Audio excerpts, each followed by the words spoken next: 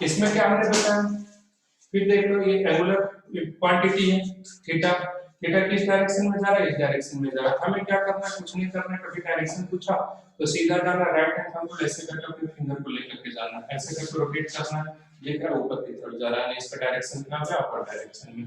इसको इस डायरेक्शन में लेकर के आए, फिर ऐसे जिस डायरेक्शन में रोटेट कर रहा है वैसे रोटेट किए तो देखिए हमारा थंब अंदर की तरफ जा रहा है, तो नीचे की तरफ हो गया। जनरली क्या होता है, एंटी क्लॉकवाइज डायरेक्शन में जब रहते हैं तो हमारा जो एंगुलर वेक्टर्स रहता है वो अपवर्ड डायरेक्शन में रहता है, और हम क्लॉकवाइज डायरेक्शन में जब चेक करते हैं तो हमारा जनरली जो वेक्टर होता है, एंगुलर वेक्टर्स होता है वो डाउनवर्ड डायरेक्शन। एंगुलर वेक्टर कहने का मतलब हो गया हमारे पास एंगुलर वेलोसिटी हो गया, एंगुलर डिस्प्लेसमेंट हो गया, एंगुलर एक्सेलरेशन हो गया, ठीक है। अब जब हम एंगुलर वेक्टर करेंगे, ठीक है, यहाँ तक चीजें क्लियर है। अब देखते हैं relation in angular and linear velocity. देखो लीनियर वेलोसिटी हमारे पास क्या है, v, और एंगुलर वेलोसिटी क्या है, ओमेगा। तो इन दोनों के बीच का रिलेशन देखते हैं।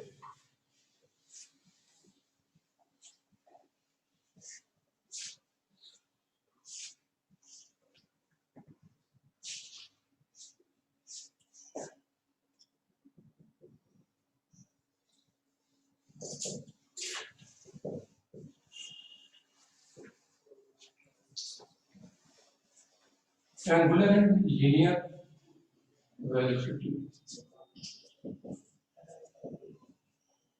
ठीक है। लीनियर वेलोसिटी v हो गया और एंगुलर वेलोसिटी क्या हो गया, ओमेगा। जैसे कि ये देखो, ये यहाँ पर है यूनिफॉर्म, हम काफी अपना डिस्कशन यूनिफॉर्म वेलोसिटी तक अभी सीमित रखते हैं, ठीक है। नॉन यूनिफॉर्म जहां पर आएगा वहां पर यूज करेंगे।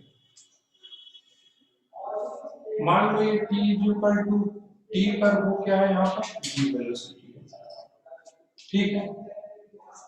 और t equal to t plus dt पर इसका वेलोसिटी यहाँ पर क्या है, v रखते हैं, क्योंकि यूनिफॉर्म सर्कुलर मोशन की बात हम लेकर के चल रहे हैं, ठीक है। v हो गया, तो इसमें एंगल कितना कवर हुआ, मान लो ये d थीटा एंगल कवर हुआ, ठीक है।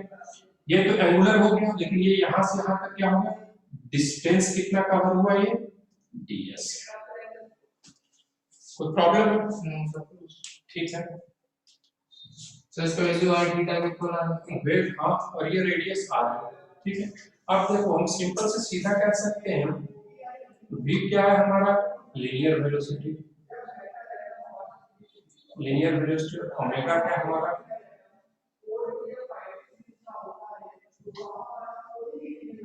एंगुलर वेलोसिटी, ठीक है।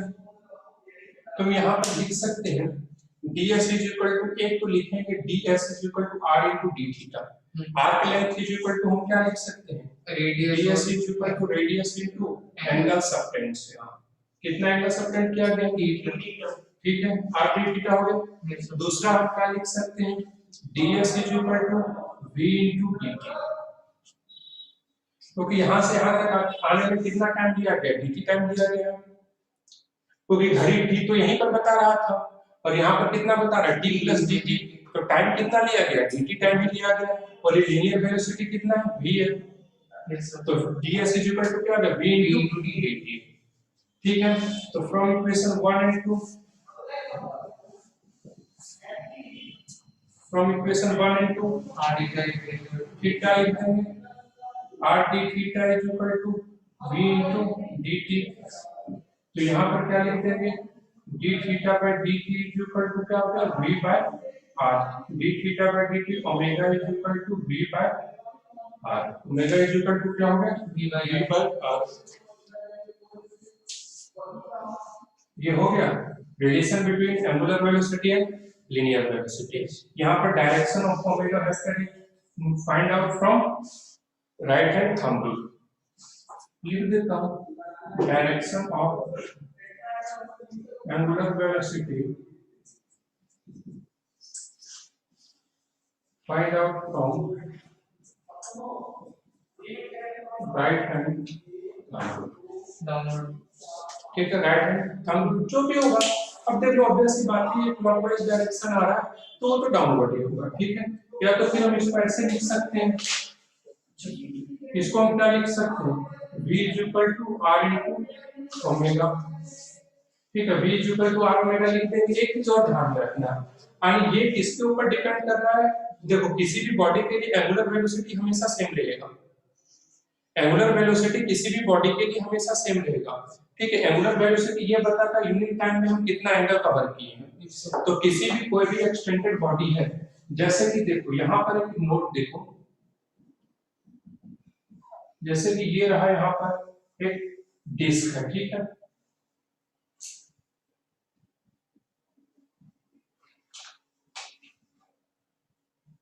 ये डिस्क है, ठीक है। ये यहाँ पर ये इसका हो गया, ये एक्सिस है, ये एक्सिस है जिसके अबाउट ये क्या करेगा, रोटेट करेगा, ठीक है।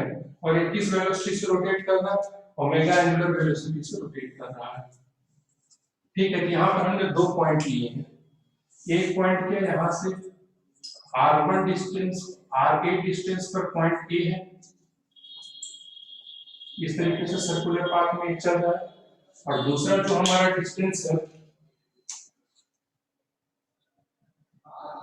बी, आरबी डिस्टेंस पर पॉइंट क्या है, बी, इस सर्कुलर पाथ में चल रहा है, ठीक है। तो यहाँ पर जो वेलोसिटी होगा, यहाँ का वेलोसिटी क्या हो जाएगा, va,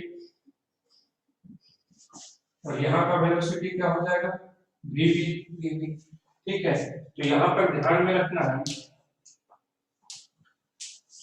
यहाँ पर ध्यान में रखना है va इज इक्वल टू क्या होगा, va इज इक्वल टू होगा ra इंटू ओमेगा, ठीक है।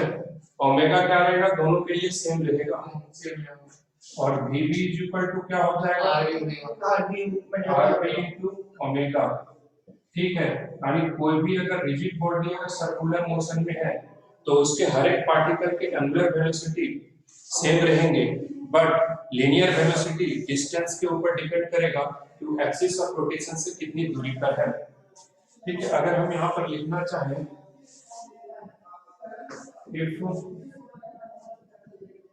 in a rigid body, rigid extended body, if a rigid extended body are in circular motion, अगर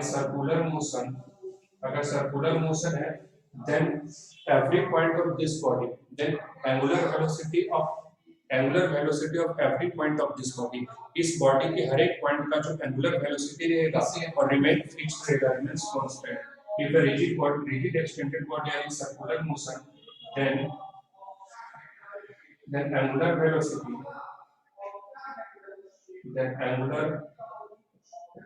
velocity of every point of this body is same मानी कि constant, ठीक है। But linear velocity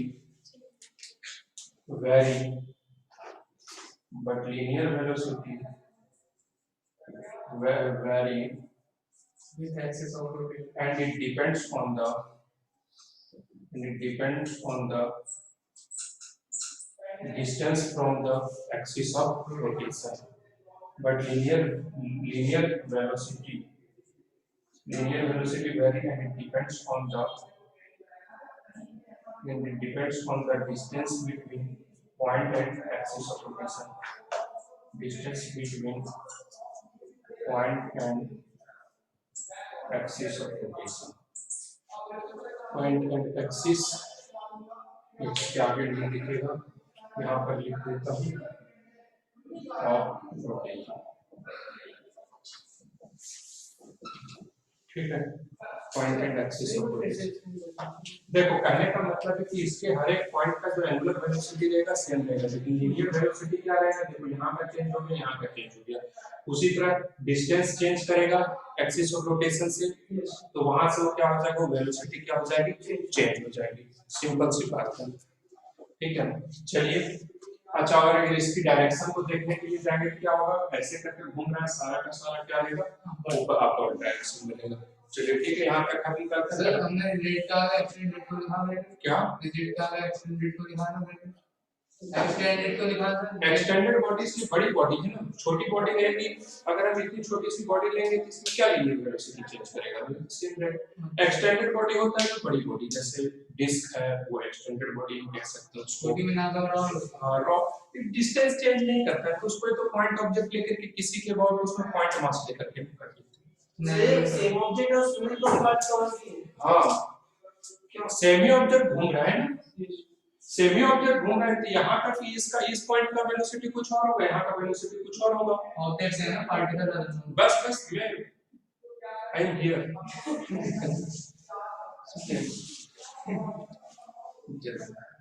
चलिए ठीक है, आज का क्लास सही तक रखते हैं। बाकी आप लोग जो है प्रीवियस की जो क्वेश्चन है 112 है तो उसके 112 के 112 तक कंप्लीट कर लीजिएगा। और मंडे को जैसे कि 2 क्लासेस होती हैं, ठीक है, जैसे कि 2 क्लासेस जिसका दिया